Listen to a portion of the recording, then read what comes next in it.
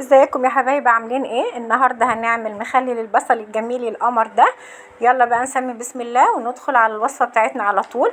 طبعا هو لازم يكون بصل ابيض وصغير، يعني بيبقى شكله احلى من الكبير يعني، وبيستوي بسرعه وبيبقى طعمه جميل ولذيذ يعني. تمام. جبت حوالي كيلو بصل صغير ابيض، ولازم يكون ابيض. حطيته في حله زي ما انتوا شايفه كده،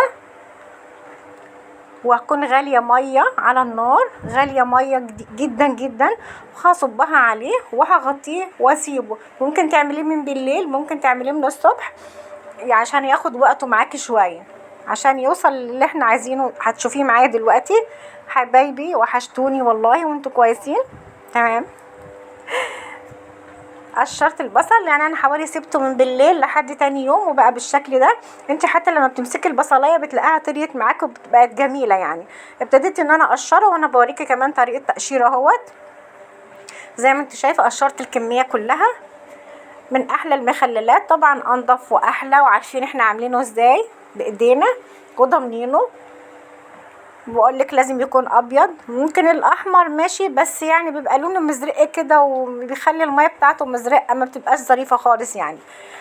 تمام. قشرت كل الكميه بتاعتي، وريتك هو بيتقشر ازاي، ولازم برضو يكون صغير.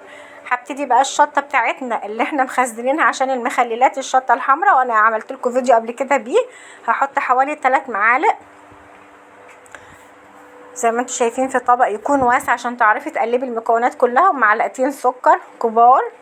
طبعا احنا عارفين ان السكر والخل بتبقى تعتبر ماده حافظه، وبيساعد على سوى اي المخللات حتى في الاكل. وحطيت حوالي نص كوبايه خل، نص كوبايه، وحطيت معلقه كبيره ملح.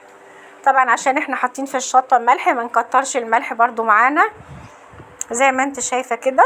وببتدي ان انا اقلب لحد الملح والسكر ما اتاكد ان هم دابوا. وبعدين ببتدي اضيف البصل بتاعنا اللي انا خللته، اللي انا قشرته، معلش.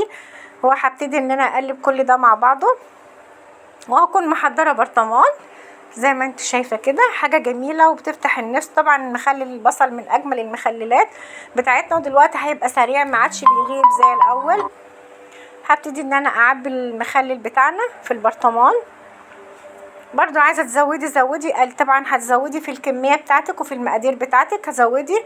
عايزه تقللي برضو قللي، مفيش مشكله معاكي خالص يا حبيبتي. زي ما انت شايفه خلاص عبيت المخلل بتاعنا كله في البرطمان. ما بيغيبش معاكي بكتير، اسبوعين وبتاكلي منه. حطيت كمان حوالي كوبايه ميه بحيث ان هو يغطي من فوق، وكمان هضيف حوالي معلقه خل كمان، وهبتدي اغطيه. وطبعا برضو بسيبه ليلة كاملة برا على الرخامة. وبعد كده عايزة تغطيه في التلاجة هحطيه في التلاجة، بس يستحسن بين الغطا والبرطمان تحطي كيس بلاستيك او استرتش علشان ما يطلعلكيش ريحة في التلاجة، يقوم يعزل الريحة بتاعتك. وبيطلع بالقمر بالشكل الجميل القمر ده. زي ما انت شايفة هو غاب معايا اسبوعين، وبألف هنا عليكم يا رب، وسلام.